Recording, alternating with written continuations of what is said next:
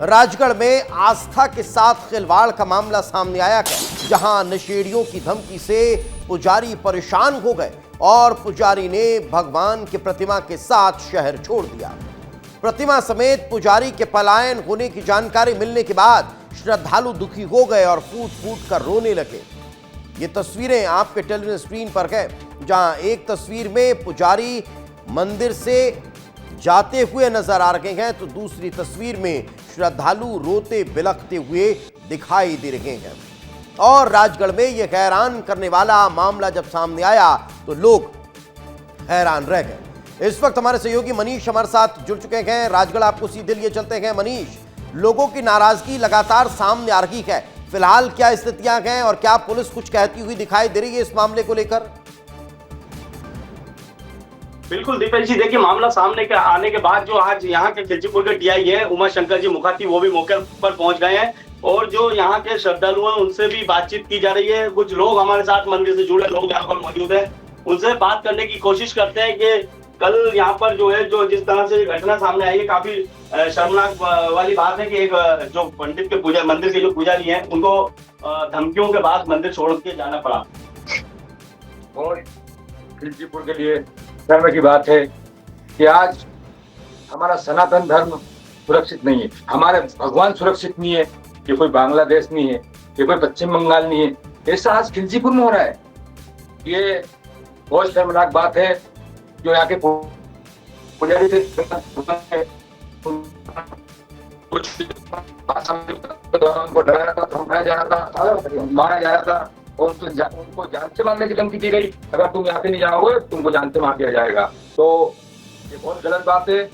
ऐसे अगर लोग यहाँ पे खिलचीपुर में मौजूद है तो उनके ऊपर प्रशासन को सख्त कार्रवाई करना चाहिए और आइंदा ऐसा सनातन धर्म के साथ और हमारे देव देवता के साथ ऐसा नहीं हो, इसको ध्यान में रखना चाहिए। जी देखिए, और भी है कुछ लोग, बात करने की कोशिश करते हैं। क्या नाम है? ओम प्रकाश जी। क्या लगता है इस घटना से को लेकर क्या कहेंगे? देखिए, जैसे कल शाम को ये वीडियो वायरल हुए और आज सारे मीडिया में एक खबर है और इससे कहीं ना कहीं खिलचीपुर का नाम पूरे प्रदेश में बदनाम हुआ है, क्योंकि खिलचीपुर नगर एक धार्मिक नगर है और यहाँ करीब 200 मंदिर है। यहाँ सेवाभावी लोग हैं, प्रतिदिन मंदिरों में जाते हैं। पिछले 5 वर्षों से यहाँ जगन्नाथ भगवान का मंदिर था, प्रति वर्ष यहाँ रथ यात्रा निकल रही थी, प्रतिदिन विधि विधान से यहाँ पूजा अर्चना हो रही थी। कहीं ना कहीं लोगों से प्रताड़ित होकर यहाँ के पुजारी जो मंदिर की मूर्तियां ले गए हैं, वो हमारे लिए पूरे शहर के लिए शर्म का विषय है। हालांकि प्रशासन लगातार कह रहा है कि हम मूर्तियों को वापस लाएंगे और नियम अनुसार पुनः प्राण प्रतिष्ठा कराएंगे। मैं यही चाहता हूं कि असामाजिक तत्वों पर पुलिस प्रशासन कड़ी कार्रवाई करे तो मूर्तियों की पुनः यहाँ स्थापना हो, ताकि जो सनातनियों का धर्म हमारा बना रहे।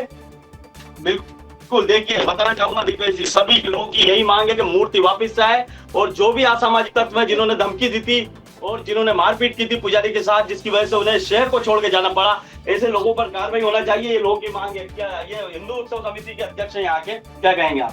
कार्रवाई होना चाहिए, क्योंकि हमारे यहाँ पे 5 सालों से जो उत्सव मना रहा था जगन्नाथ जी का, वो बंद हो गया। लोगों की श्रद्धा खत्म हो गई, कल से माहौल खराब होने लग गया है और ये डर बन गया है कोई भी कहीं से असामाजिक तत्व भगवान को हटा सकते हैं और लोगों को परेशान कर रहे हैं।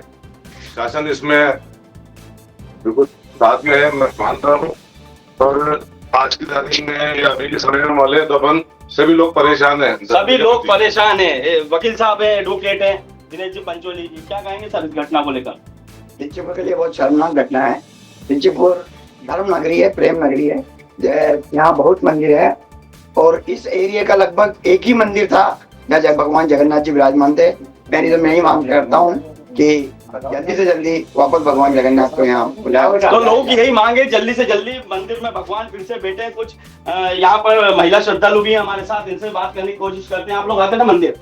हम मंदिर आते थे और भगवान के पास आके बहुत अच्छा लगता था और हमारी यही मांग है कि भगवान फिर से आए। अच्छा, क्या कहेंगे? आप भी आते थे? हाँ, हम भी आते थे। भजन कीर्तन होते थे? भजन कीर्तन भी होते थे और हम डेली आते थे दर्शन के लिए।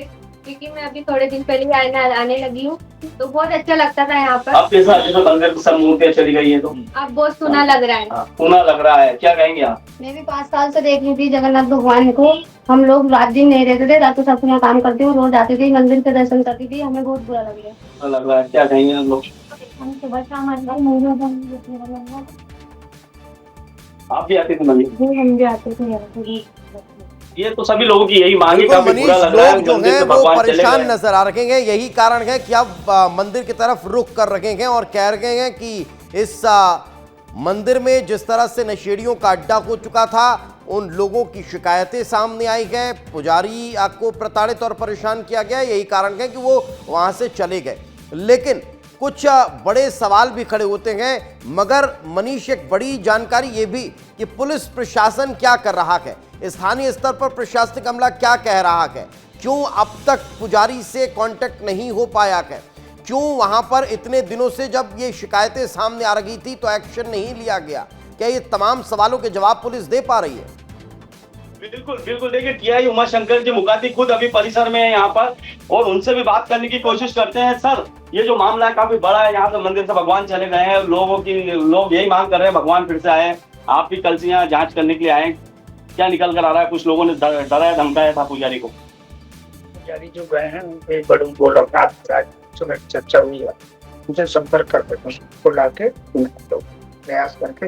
अच्छा, अभी तक कार्रवाई हुई है जिन लोगों ने धमकी दी थी, जिनकी वजह से परेशान होते हैं या नशे का कारोबार चल रहा था मंदिर परिसर में? जिसके खिलाफ सूचना दी थी उसके खिलाफ एक्शन करते हैं। तो देखिए, ये दिक्कत जी बता रहा है कि जिस साहब को जरा ईयरबड लगा दीजिए, टीआई साहब से बात कराइए। बिल्कुल सर, ये जो लोग इतने लंबे समय से यहाँ नशाखोरी कर रहे थे, इन लोगों की जानकारी आप तक पहुंच पाई थी या नहीं पहुंच पाई थी?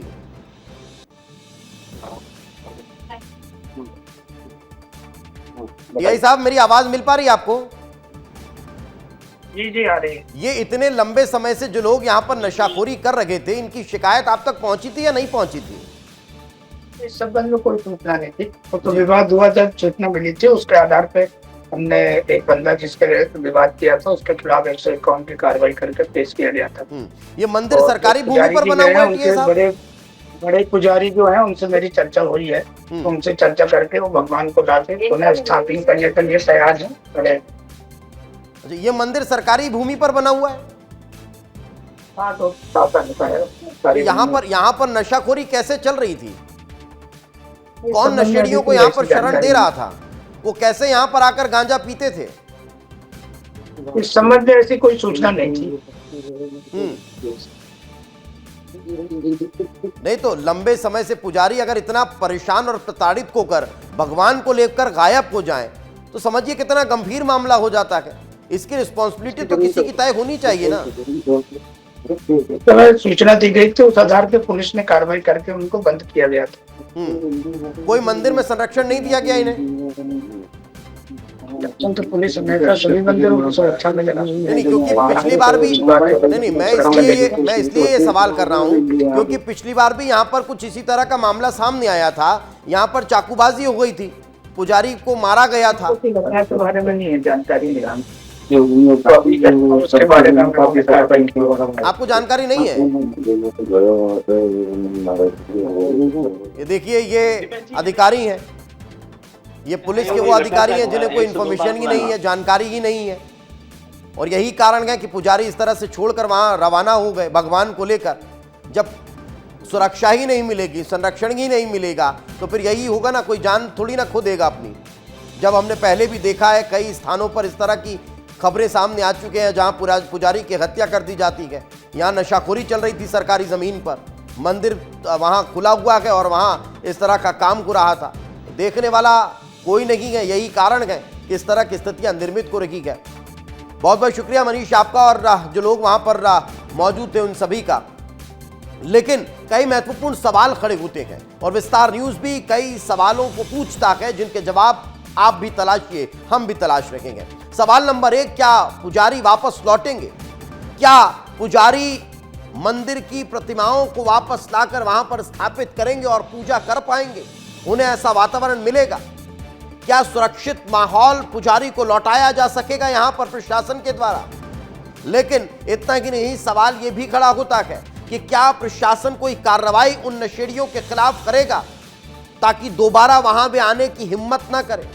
क्या नशेड़ियों पर इस तरह के लगाम लगाई जा सकेगी कि वो आम सार्वजनिक स्थानों पर नशाखोरी ना करें और लोगों को परेशान और प्रताड़ित ना करें? क्या डर का माहौल जो वहां आम लोगों में बना हुआ है वो खत्म हो पाएगा? ये तमाम सवाल हैं और इन तमाम सवालों के जवाब हम जानना चाहते हैं कि आखिर ऐसे लोगों के खिलाफ कब एक्शन लिया जाएगा जो इस तरह से मंदिरों में पुजारियों को परेशान कर रहे हैं।